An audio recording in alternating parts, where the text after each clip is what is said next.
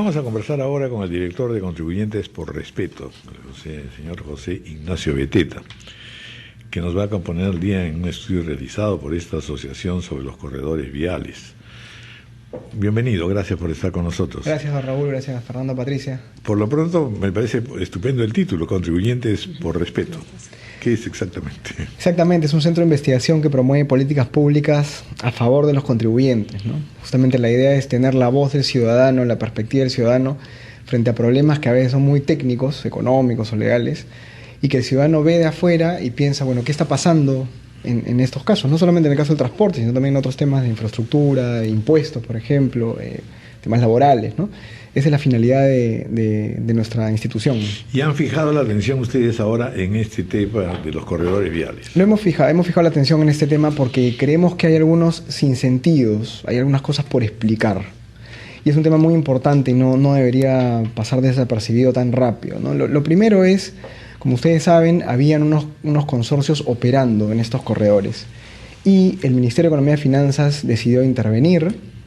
La municipalidad primero se quejó, no quería que intervenga y luego cedió a la intervención y se declararon nulos unos contratos que ya estaban vigentes. ¿Por qué intervino el Ministerio de Economía? Lo hizo ¿Qué es lo que buscaba? Lo hizo bajo el amparo de la Ley de Alianzas Público-Privadas, en primer lugar, y lo hizo porque supuestamente, según el Ministerio de Economía y Finanzas, estos contratos eran insostenibles económicamente. ¿No? Esas fueron las razones que aducieron. Y de ser insostenibles económicamente, para subvencionar ese impasse iba a tener que poner plata el Estado. O sea, el Ministerio de Economía tenía algo que decir porque le iban a tocar el bolsillo más adelante. Eso es lo que decía el Ministerio de Economía y Finanzas. Exacto. Esa era su argumentación. La argumentación. Cuando uno va al tema, el tema primero es el tema contractual, porque cuando interviene el Ministerio de Economía y Finanzas, el contrato está vigente, la buena pro se otorga, en el caso de estas empresas, antes de que la ley explicite que el Ministerio podía intervenir de manera directa declarando la nulidad de los contratos. O sea, eso fue a posteriori. Eso fue a posteriori. Con lo cual uno puede, si es efectivamente el de la empresa, quejarse, decir, bueno, me han sorprendido con esta normativa. Y claro, el problema es que las empresas van a resolver sus problemas legales y nosotros vamos a pagar la cuenta, ¿no? Porque somos los ciudadanos los que probablemente paguemos con nuestros impuestos. Estoy seguro que la ley fue elaborada después, porque los contratos son de octubre del 2014. Hay enmiendas posteriores, claro, pero la ley tenía vigencia anterior. Sí, el marco legal es anterior y por eso el MEF reclama su derecho a ser consultado. El marco legal es anterior, pero si uno ve las modificaciones que hace el MEF en marzo del 2014 y en noviembre del 2014, que son posteriores a la Buena Pro, recién en estas modificaciones se explicita legalmente la posibilidad de que el MEF intervenga. Entonces, el tema legal es complicado, pero si ya estaba tan claro en el 2008, ¿por qué tengo que hacer modificaciones en marzo y en noviembre? Ya no tendría por qué haberlas hecho. Ese es un punto. Ahora, vamos al tema del ciudadano. Si supuestamente eran contratos que estaban mal hechos, eran unas bombas de tiempo, como dice la gestión actual, ¿por qué la gestión actual firma contratos con este mismo modelo en esta gestión, o sea, durante esta gestión? Y otro punto más, Raúl, Fernando, ¿por qué esperan 14, 15 meses para sonar, digamos, las alarmas, para hacer sonar las alarmas sobre estos temas? Para eso sí hay una respuesta, porque lo que dice el MEF es que les dieron tiempo a estos consorcios para que firmen las enmiendas que se negaron a firmar. Esa es la respuesta claramente dada por el MEF. Vamos viendo el tema legal. Ahora, muy buen punto. Imaginemos que estos contratos eran insostenibles económicamente y que el Estado tenía que luego poner de su dinero para subsidiarlos. Cuando uno analiza las cláusulas que están presentes en estas adendas que se quería que se firmen por parte de las empresas, hay unas cláusulas muy extrañas, que este es el segundo sinsentido. El primer sinsentido para mí sí es el tema legal, contractual, que hay que tener cuidado con eso por el mensaje que se le da a la inversión privada. Pero el segundo punto es el siguiente. Si yo como Ministerio de Economía y Finanzas digo que estos contratos eran insostenibles, ¿por qué en las adendas, por ejemplo, el dinero de la publicidad que va en las estaciones y en los buses ya no va al sistema de transportes, sino ahora va a la municipalidad directamente? Bueno. O otro caso que esté en las cláusulas, ¿por qué se prorroga la implementación del sistema de recaudación automático? Se prorroga 24 meses más, bastantes meses más. Este sistema de recaudación automática lo que permitía era que el chofer no cobrara manualmente los tickets, sino que uno pudiera comprar una tarjeta y por lo tanto pagar tramos o rutas distintas. Esto demora el tiempo en el bus del pasajero, demora el trabajo del chofer y por lo tanto lo hace menos rentable y menos sostenible económicamente. Entonces ahí hay un tema que es en el fondo elemental, ¿no? Simplemente, de tecnología mínima. Y lo más importante es que el sistema en el cual estaba basada la reforma del transporte y este sistema de transporte era un contrapeso entre las funciones que tenía que cumplir Protransporte y las operadoras. Si Protransporte quitaba todas las rutas antiguas, los buses antiguos, las combis piratas, esto iba a generar naturalmente una demanda mayor de buses nuevos y por lo tanto más pasajeros en los corredores usando estos buses nuevos. Pero ahora con este sistema nuevo, que es otra de las cláusulas que se ha planteado, el sistema económico cambia y de alguna manera se ve debilitada esta obligación de Protransporte. Ya no hay, digamos, una obligación de Protransporte para quitar las rutas rápido para generar más demanda, sino que ahora puede, de una bolsa común, les paga a los operadores mensualmente, como se paga mensualmente, pero ya no tiene que generar esta demanda por los buses nuevos, ¿no? Entonces acá hay 3 puntos que, obviando el tema legal que puede ser un poco más complejo, es muy importante aclarar, porque la razón y el argumento de fondo era ese, la sostenibilidad económica de los contratos, ¿no? Ahora, cuando usted dice que hay una pérdida de 7.000 millones de dólares anuales, exactamente, ¿cómo es esto? Porque en el fondo, durante todos estos años nos hemos felicitado de que adquirir un automóvil sea mucho más fácil, que ha aumentado el parque automotor, que bueno, ¿no? Entonces, y lo que nos está pasando es que estamos intoxicados con el tráfico y no tener justamente corredores viales suficientes y resueltos los males. Sí. ¿Cómo se pierden estos 7.000 millones? Cuando conversábamos los 7.000 millones de dólares anuales, esto es productividad en el tiempo en las oficinas, es el tema medioambiental, es el tema de los costos de transporte para las empresas, que se demoran más y pagan más por transportar un producto de un lado a otro. Este es un problema que ocurre en todas las ciudades, efectivamente muchas ciudades grandes tienen este problema, pero nuestra ciudad en este momento pasa por una situación crítica con el tema del tráfico. Es el segundo problema más grave para el ciudadano después de la inseguridad ciudadana, ¿no? Y los ciudadanos pasamos en promedio, según algunos estudios, aproximadamente 3 horas en el transporte público. 3 horas de nuestro día estamos en el transporte público. Entonces, imagínate, por 10 millones de limeños, digamos, en el caso de Lima, no mira la cantidad de dinero que se está perdiendo, ¿no? No hay un tema de fondo, señor Beteta, respecto del transporte público, en el sentido de que queremos ser la única ciudad que yo conozca en el mundo en donde se quiere hacer que el transporte público sea un negocio rentable. ¿Dónde lo es? ¿En Nueva York? ¿En Tokio? ¿En Londres? ¿En Santiago de Chile? ¿En Bogotá? No lo son. Hay un pacto que se hace entre los ciudadanos y el Estado para que haya un transporte público de calidad, donde la gente viaje de una manera que les permita sentirse respetados, y uno paga impuestos para eso. Porque la idea que usted está aceptando, parece, de que no eran contratos sostenibles, sí, pues no lo eran, porque entonces el MEF querría que el boleto costase 6 soles.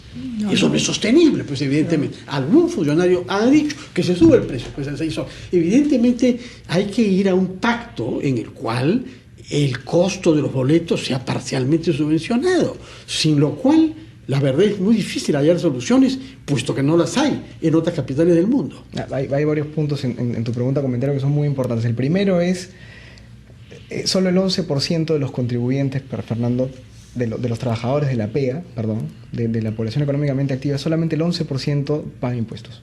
A la renta. El IGB lo paga todo el mundo. Sí, pero digamos, la contribución, ¿no?, del Estado en impuesto de renta es mínima. Entonces, en países como los nuestros, las alianzas público-privadas sirven muchísimo para poder llevar a cabo estos proyectos que son a veces muy caros y costosos para el Estado.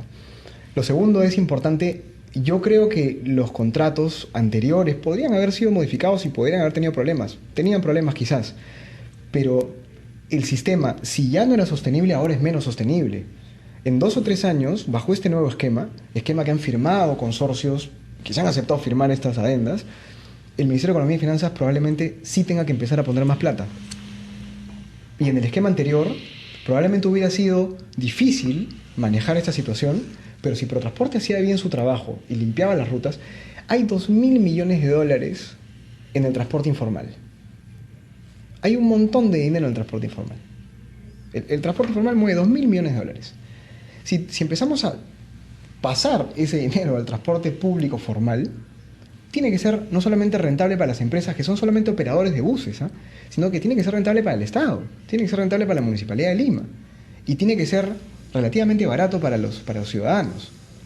El punto está acá en que primero se ha alterado la estabilidad jurídica en general, porque esta ley de alianzas público-privadas es la ley marco para todos los proyectos de infraestructura que vienen. Y estamos ¿Pero cuál sería el sentido del MEF? Me pregunto, porque aparentemente entonces todo se estaría haciendo mal en perjuicio del ciudadano. No entiendo cuál es la lógica de la crítica. El MEF ha dicho, nosotros planteamos observaciones, no se levantaron estas observaciones, se le pidió a la empresa que se adaptara, no se quiso adaptar, ya bueno, tampoco se trata de flexibilizar toda tu legislación porque al operador no le da la gana de ajustarse a lo que exiges, ¿no? Lo que ocurre, Patricia, es que nosotros pensamos como los ciudadanos, número uno, pero si nos pusiéramos en los zapatos de la empresa y hemos invertido 15, 20 la verdad que hasta ahora millones de me parece que han pensado más como la empresa. Hasta ahora no entiendo dónde está el ciudadano en toda esta queja. En el tema del transporte, en la reforma del transporte. De acuerdo, pero cuando veo las cláusulas que se insertan, que era el tema más importante, lo que viene no es mejor que lo anterior. Pero tratemos de encontrarle un sentido a lo que está pasando. No puede ser simplemente terquedad. Podría ser, vamos, y si es así, hay que denunciar y hay que fastidiar. Si es así, y es lo que a mí me parece más importante, porque yo tengo la primera intención cuando vengo a explicar este tema es preguntarle al MEF. Ha habido mucho ruido, muchas acusaciones de parte de la municipalidad y del MEF, de idas y de venidas. Pero hasta ahora los argumentos técnicos sobre las cláusulas que se han incorporado no han sido tan claros, Patricia. Entonces, si quieres, lo preguntamos todos acá. Pero tendría que el Ministerio de Economía y Finanzas y la municipalidad, porque la municipalidad es finalmente la que declara nulos estos contratos. Es lo que le iba a decir. Responder qué viene después y realmente técnico. La pelea se la ha comido el MEF. Ahora, ¿la municipalidad está estudiando algunas alternativas?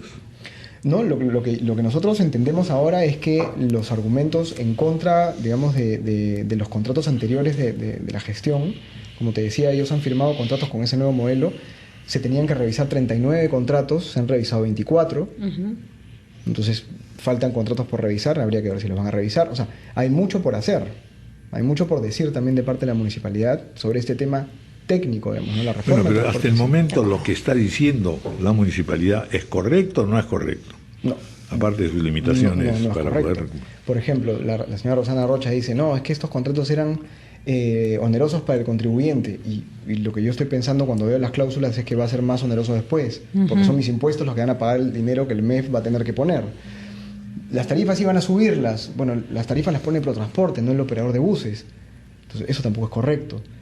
Y bueno, hay otra serie de declaraciones, pero yo creo que las defensas y los ataques tienen que empezar a centrarse en el tema de la reforma del transporte realmente, y si estas cláusulas realmente van a favorecer y van a ¿Quién puede mejorar emprender esta situación. lo de la reforma del transporte?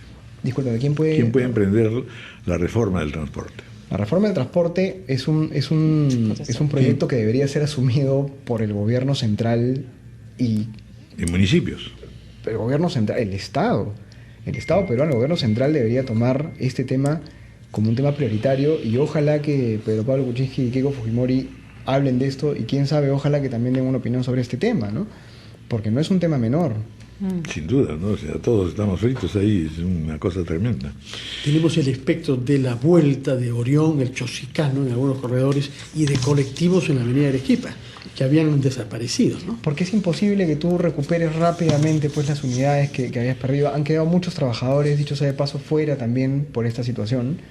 300 trabajadores, algunos ya consiguieron trabajo en esas unidades antiguas que antes manejaban.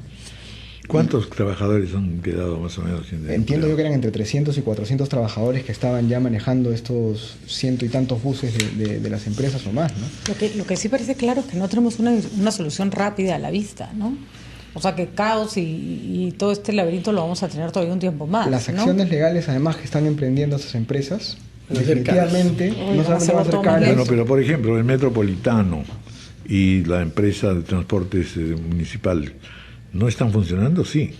¿No se podría insistir en eso y en un proyecto? Y el tren eléctrico también está funcionando, y se están ampliando rutas de corredores y el metro.